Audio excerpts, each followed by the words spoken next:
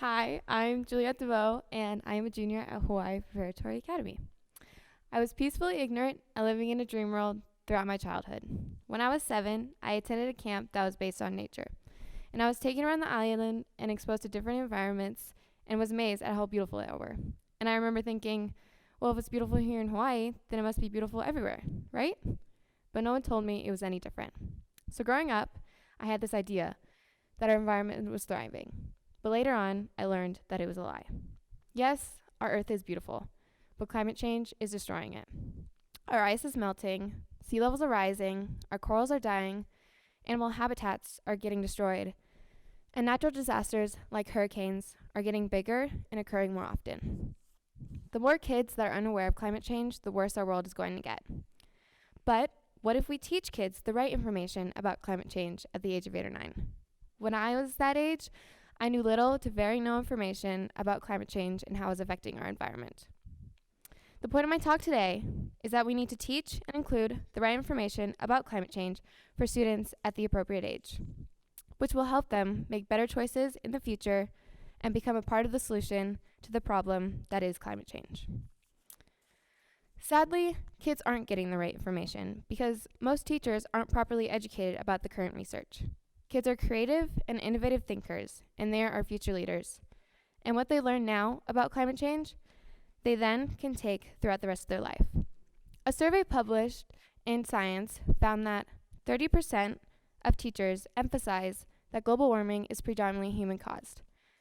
This study is implying that the other science teachers are either not aware that climate change is mostly human-caused, or it could be that they are teaching the wrong information and these kids are receiving mixed messages about climate change, which concerns me, and it should concern us all. So what is the right information? Well, I was thinking the exact same thing when I was given the opportunity to present to a 3rd grade classroom about climate change. I had to research and fact check a lot of information I was getting, and so I went to various reliable websites like NASA Climate Kids, Climate Change Communications, and Next Generation Science. And all of these websites gave me science evidence-based information. In a matter of fact, all teachers have access to these websites to help guide them accurately teach climate change. In addition to having factual resources, teachers need the time and support from their schools to help them become more prepared to educate the students.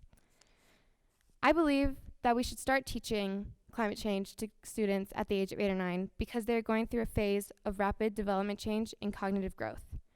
During that stage of a child's life, they start to develop different skills, start to think deeper, logically, and more abstractly.